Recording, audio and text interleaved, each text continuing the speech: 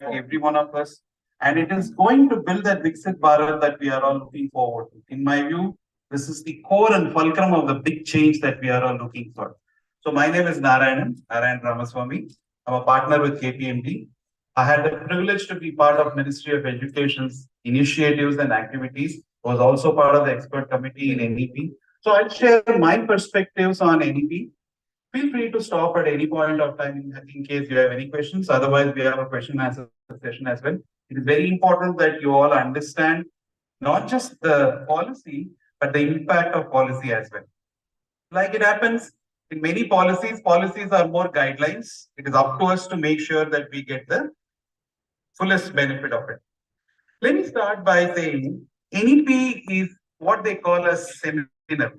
It is such a transformative policy that it is going to change the way education has been imparted in this country, not just for the past 70 years, but even before. We all talk about famously McCallum and others who introduced this format of education. This is challenging the way education is done and the way it is going to impact.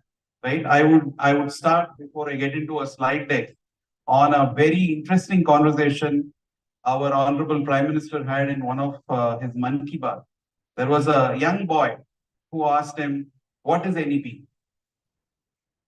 About a school-going boy, and I was very curious as to what he is going to explain to a young boy in the few seconds or minutes that he had on what is NEP. This is what he said. He said it in Hindi, and my Hindi is not all that great, so I'm going to tell you in English. He said NEP is all about changing education to give what you want rather than what we want to tell you. So education, NEP is all about purpose.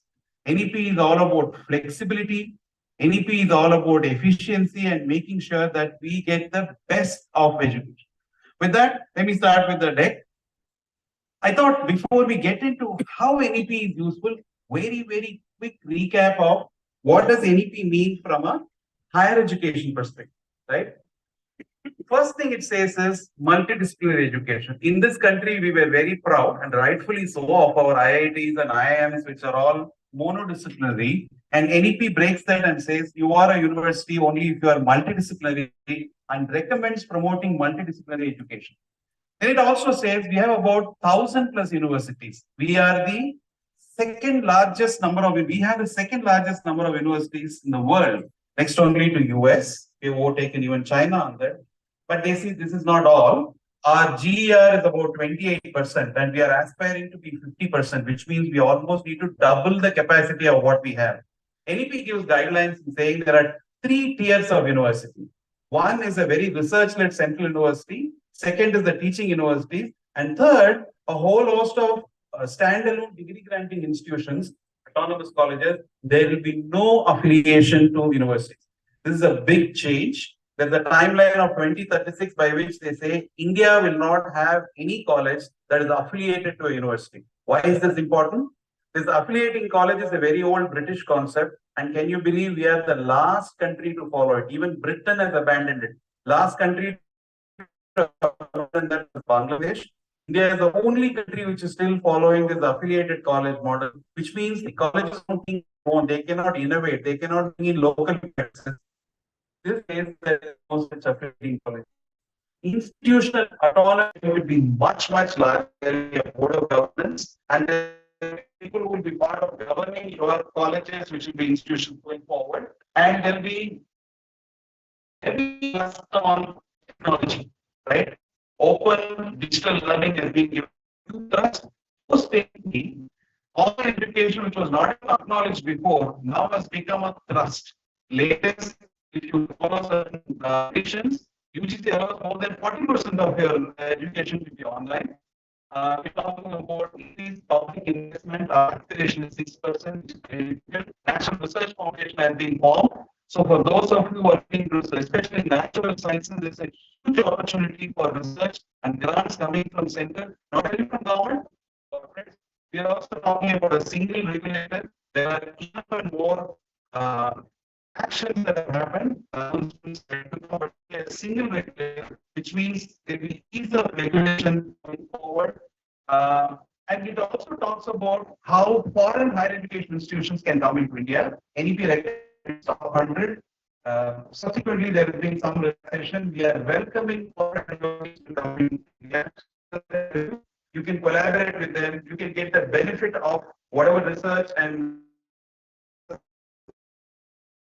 the Indian school. So that is happening. And we are also talking about a large scale improvement on career progression and also training and for teachers, faculty development. There is a huge that is being given. Last but not the least, we are also talking about how pedagogy, curriculum, and other things will be enhanced, and student experience, which is the core of NEP, can be brought in. On the right hand side, you'll see what is the impact. All all higher education institutions should be multidisciplinary by 2040. No affiliated colleges, doubling of GER to 50%. Equity, inclusion, socially, economically disadvantaged schools are given thrust. And most importantly, it talks about vocationalization of higher education. How do you bring in based education into your higher education institution, particularly relevant for non-engineering, non-medicine, non-accounting, non-law-based schools where we are talking about. So I can go on. AEP is a huge agenda, but I get what does that mean for us?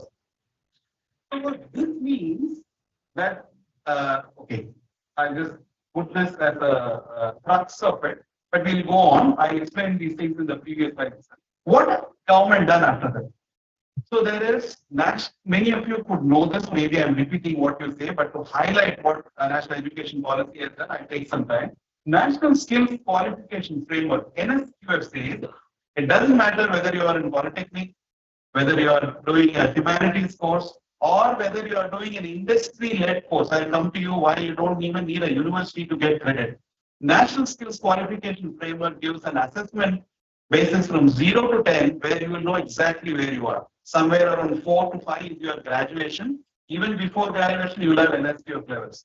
National Credit Framework, which is seminal. India is one of the few countries which has got a national credit framework. And what does that translate to? A degree is something that comes after 4 years or 3 years. But the degree comprises of a lot of courses, what is called as credits, as you know. And these credits now can be transferred. These credits are defined, they can be vaulted, they can be transferred. National Credit Framework gives you the framework of what does it mean to have a credit course and how do you do the transfer of these courses. Following that, obviously, is the academic bank of these credits. So if you are talking about multiple entry and exit that NEP says, how do you make sure that whatever credits that you had when you exited the course is ready when you come back? So there is a bank. Many universities have started to adopt it, where you have a bank of credits for every single student, and he or she can come back and pick up that and run, provided it is relevant. There are some norms for it. So what does this mean? You will have perpetual student enrollment. And as you know, it's not enough if you study only up to some 20 plus if you want to survive in the future. So we're talking about continuous education, and this National Bank of Credits will allow you to see how you can progress. APAR ID, as you know, is created, which has a unique ID for students for payments as well as many areas. So if you're shifting from one institution to other institution, the APAR ID will give you the link. SWAYAM is an initiative that was there even before NEP. SWAYAM gives a public portal from which you can actually learn. Students from your colleges and your universities can register with SWAYAM and get the best of education that is being given to IITs and IIT-like institutions in this country. This is an attempt by government to say, if taxpayers' money is put into building such great institutions, how can every student of this India get the benefit of it? I'm also going to talk about something called SWAYAM Plus, which is an extension of SWAYAM. And that, incidentally, anyway, now that I'm in the topic, I'll tell you about that. SWAYAM Plus is an initiative to extend SWAYAM to invite industry also to participate in this. So if you are a Cisco or a Microsoft or even KPMG for that matter, and we have something to offer, through SWAYAM Plus, we can offer these courses to the students who could be your students. And what is very exciting, it is also a credit course. Suppose you are doing I'm just giving you an example. You are doing a BCom course. And here is KPMG that is saying, I'll give you an accounting course. I'll teach accounting. This accounting course can be a credit course in your student's BCom journey. SWAYAM Plus offers this. And we are fortunate to be assisting the ministry with this YM Plus. We've got some of the brochures of YM Plus here. I think that has been circulated as well. Please go through it. And some of these courses, you can get your students registered. You can register. You can offer your courses to students across. So especially for the Northeast, this is the boon, and it is online, and it can be real time or asynchronous. You can use this model as well, right? That is about SWAYAM and SWAYAM Plus. We are also talking about Samarth. Samarth is an ERP, and this is ready to use. And there are about 4,000 plus institutions in this country that have already used Samarth. So if you are one of those institutions who doesn't have an ERP, you need not engage some vendor to build an ERP. Here is government that says, I'll give you Samarth, and you can customize it to your requirements. The ERP requirements are met. There is an innovation council that has been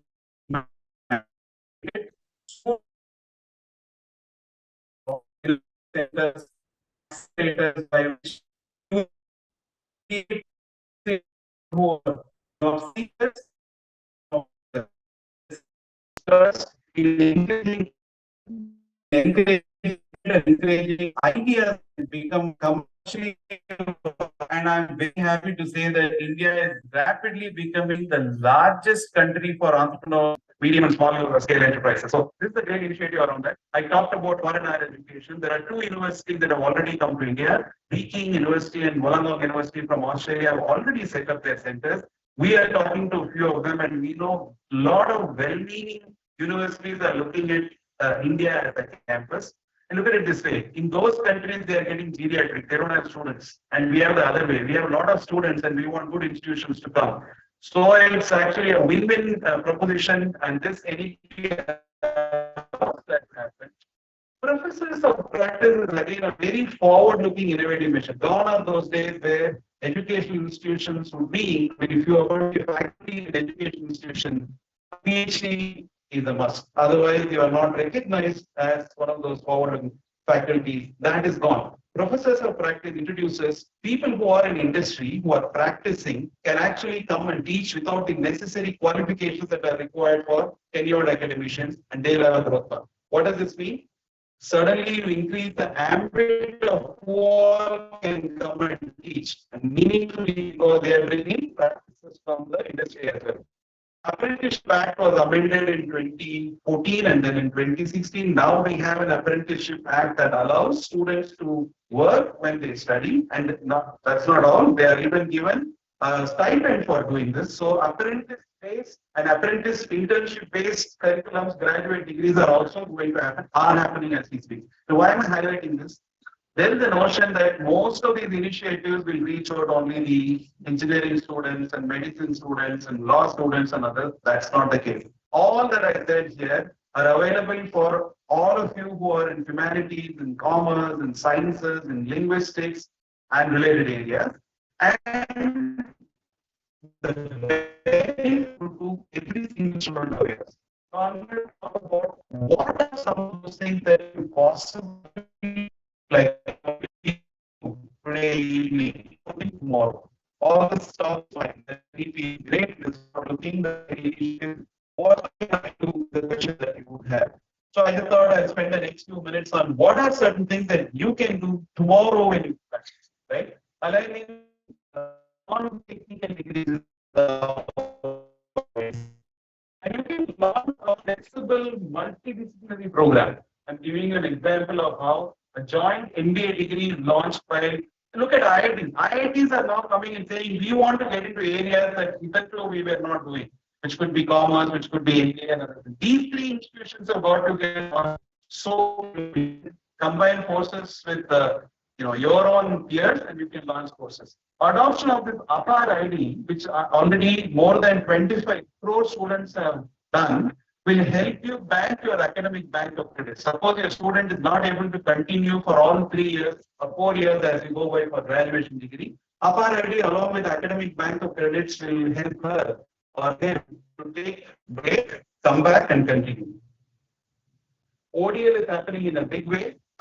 This is an example of ODL, this YM Plus. All of you know about a famous course that IIT Madras had launched. They, again, following NEP, they wanted to branch beyond engineering courses. They introduced data analytics, and that was such a huge hit. There are many others who are following that. Close to 30,000 students have registered in this who are not part of IIT. Perhaps some of them have never entered IIT, but they get the benefit of IIT education, their professors, the assets that they have created. And similarly, like I said, about 40% of your credit, of course, there is some eligibility criteria and ranking. Once you have that, even if you don't have that, you can have these courses. But if you do have those eligibility, up to 40% of your course can be done through this online digital courses, which means you will get the best across the world, not just India, for your students as a part of your curriculum, not as something else. Apprenticeship and the embedded degree that comes with the apprenticeship is something that we all should